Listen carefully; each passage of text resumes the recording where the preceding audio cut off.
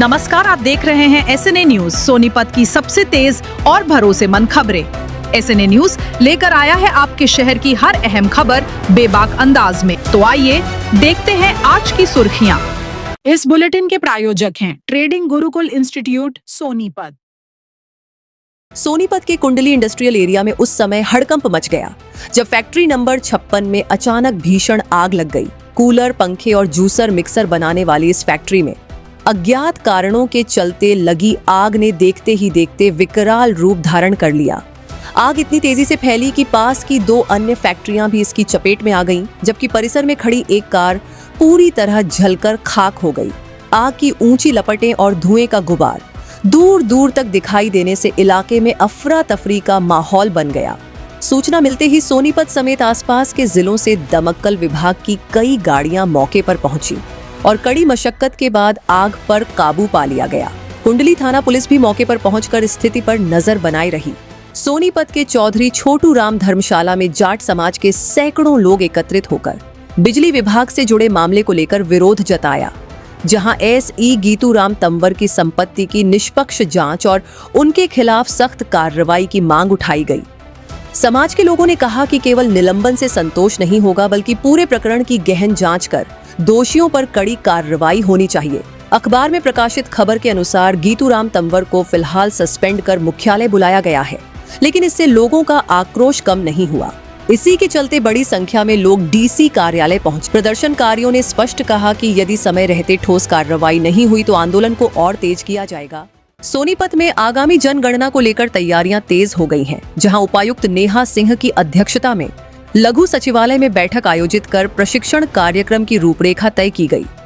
6 अप्रैल से जिले में जनगणना स्टाफ को प्रशिक्षण दिया जाएगा ताकि कार्य को सुचारू और व्यवस्थित ढंग से पूरा किया जा सके। अधिकारियों को geo tagging, house listing operation सहित सभी प्रक्रियाएं समय पर पूर्ण करने के निर्देश दिए गए हैं। सहायक निदेशक ओम प्रकाश ने जानकारी दी कि 16 से 30 अप्रैल तक नागरिक पोर्टल के माध्यम से स्वयं जनगणना कर सकेंगे। वहीं जिला जनगणना समन्वयक अधिकारी गौरव कुमार ने बताया कि 2027 की जनगणना देश की पहली डिजिटल जनगणना होगी, जिसमें मोबाइल ऐप और CMMS पोर्टल के जरिए डेटा एकत्र किया जाएगा। बैठक में विभिन्न विभागों के अधिकारी भी मौजूद रहे। हरियाणा सरकार द्वारा गेहूं खरीद को लेकर लागू किए गए नए नियमों के विरोध में गोहाना में कांग्रेस ने जोरदार प्रदर्शन किया। यह प्रदर्शन विधायक इंदुराज नरवाल और पूर्व विधायक जगबीर मलिक के नेतृत्व में किया गया, जहां कार्यकर्ताओं ने SDM गोहाना के माध्यम से मुख्यमंत्री के नाम बंद सौंपा। प्रदर्शनकारियों ने मांग की कि गेहूं की खरीद पुरानी पद्धति से ही की जाए। उनका कहना है कि बायोमेट्रिक सत्यापन, ट्रैक्टर नंबर जैसे नए नियमों से किसानों को भारी परेशानी हो रही है, खासकर उन किसानों को जिनके पास खुद का ट्रैक्टर नहीं है या जमीन महिला के नाम पर है।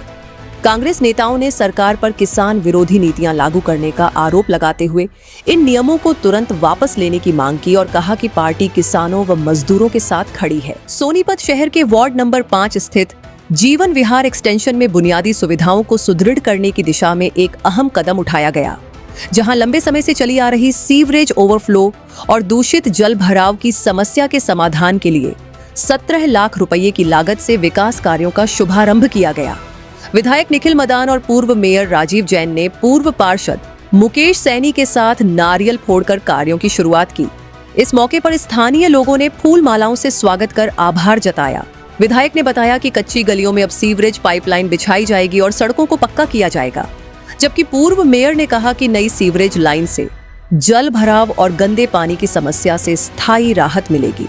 उन्होंने आश्वासन दिया कि कार्य जल्द पूरा किया जाएगा। वहीं शहर के अन्य वार्डों में भी विकास कार्य तेजी से जारी है। गन्नौर क्षेत्र में विकास को नई गति देते हुए विधायक देवेंद्र कादियान ने करीब 9 करोड़ रुपए की विभिन्न परियोजनाओं का शिलान्यास किया।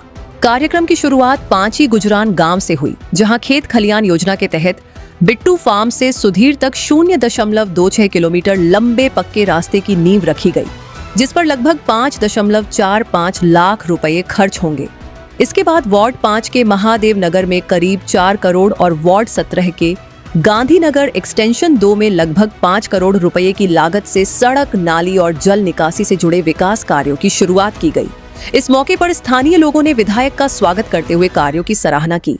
विधायक ने कहा कि उनका लक्ष्य हर गांव और वार्ड में बुनियादी सुविधाएं मजबूत करना है और भविष्य में भी विकास कार्य निरंतर जारी रहेंगे। क्या आप स्टॉक मार्केट में एक सफल और प्रोफेशनल ट्रेडर बनना चाहते हैं? तो जुड़िए ट्रेडिंग गुरुकुल से, जहां आपको मिलता है 19 साल से भी ज्यादा का भरोसेमंद अनुभव। 6000 से भी ज्यादा स्टूडेंट्स को हमने सिखाया है लाइव मार्केट में ट्रेड करना। यहाँ सीखें स्टॉक, फॉरेक्स और क्रिप्टो ट्रेडिंग बिल्कुल बेसिक से। अपनी स्किल्स को अपग्रेड करने के लिए हमारी ट्रेडिंग गुरुकुल ऐप इंस्टॉल करें। आज ही कॉल करें और अपने ट्रेडिंग करियर की शुरुआत करें।